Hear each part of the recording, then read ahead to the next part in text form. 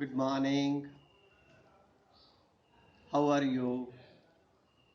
Well, yesterday we talked about the internal structure of our earth. We talked about the interior of the earth. Today we shall be talking about the processes of changes. The processes of change on the surface due to the internal changes as well as due to the changes on the surface. We shall first talk about the changes which are the processes which are occurring inside our earth. Let's talk about the earthquakes first. When we talk about the earthquakes, see, the earthquake is most often associated with tectonic plates. Tectonic plate boundaries.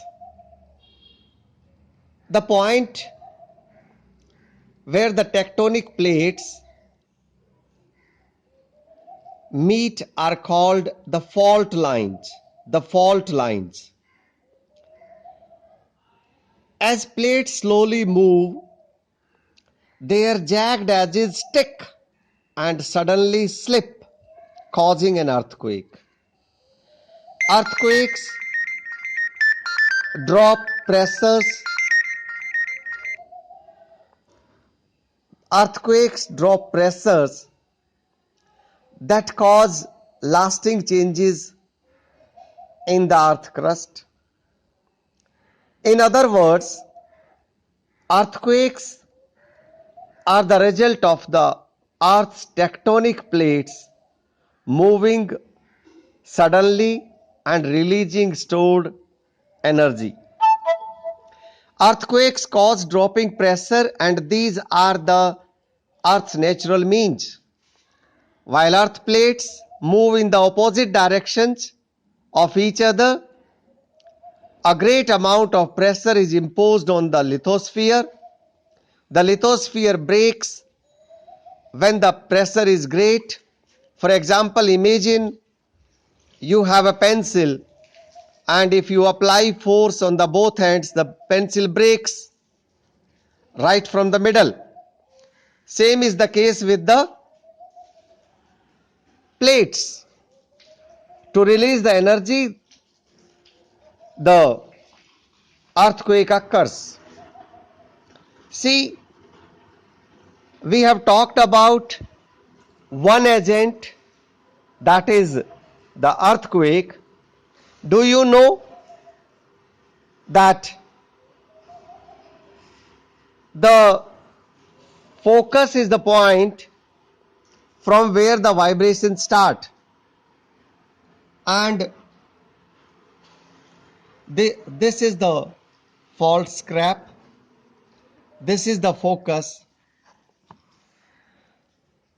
The surface of the earth vibrates due to the movement of the lithosphere plates, and focus is the point where the earthquake, from where the vibrations start.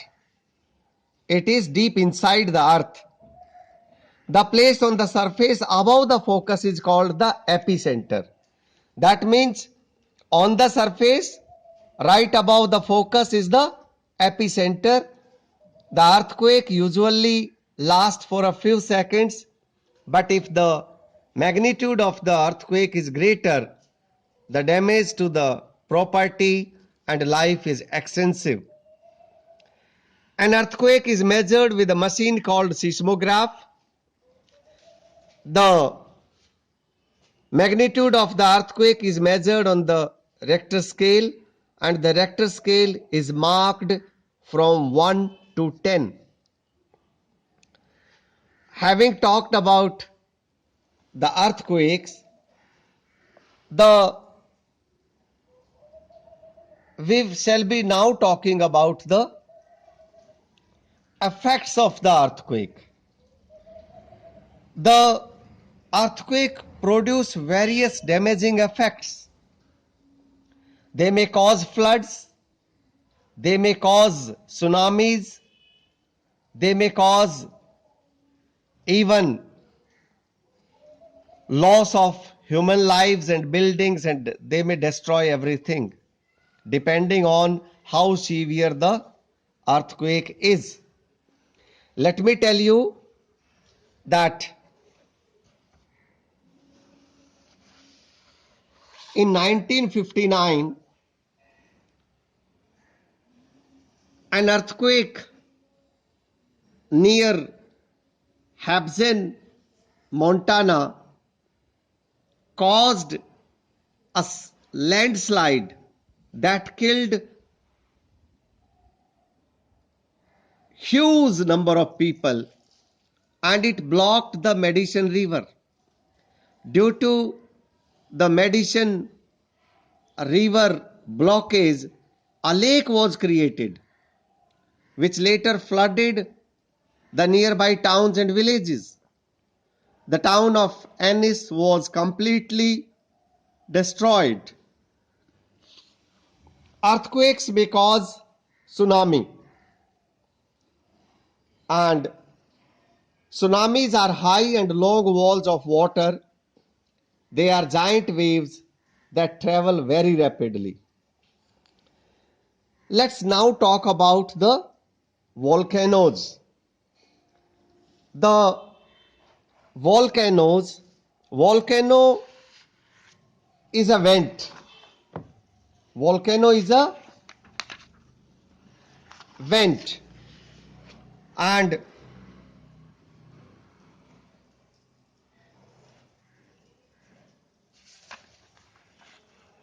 when we say it's a vent, that means it is a pipe-like structure inside the earth, and through this the magma comes out. The magma rises slowly to the surface of the earth, and it is called lava when it comes out of the surface. When it is inside, we call it magma. Both lava and magma are linked with volcanoes. Fujiyama in Japan and Vesuvius in Italy are the important volcanoes. Now we shall talk about the various kinds of the volcanoes.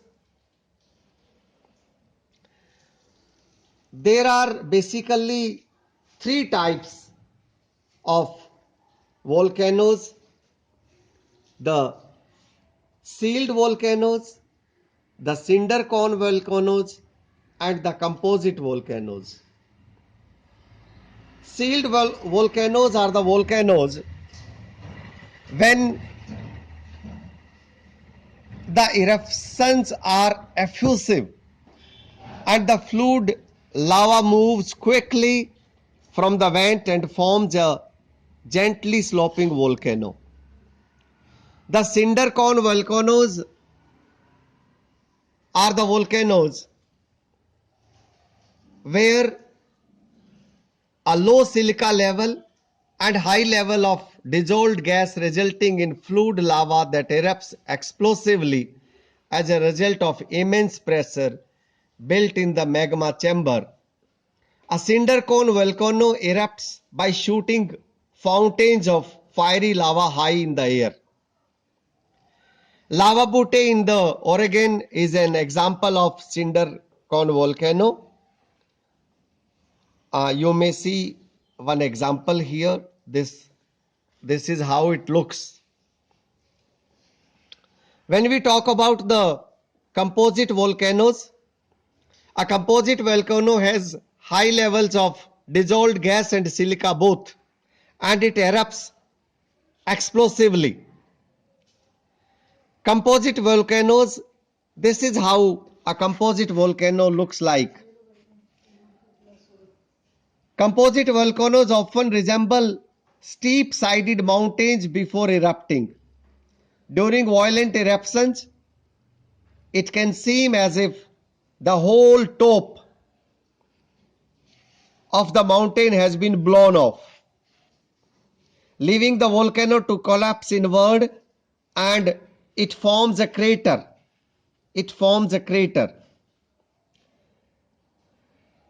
Mount St. Helens and St. Rainier in Washington are the examples of the composite volcano. So this way we have talked about the internal changes that keeps taking place. We shall talk about the exterior processes of changes tomorrow.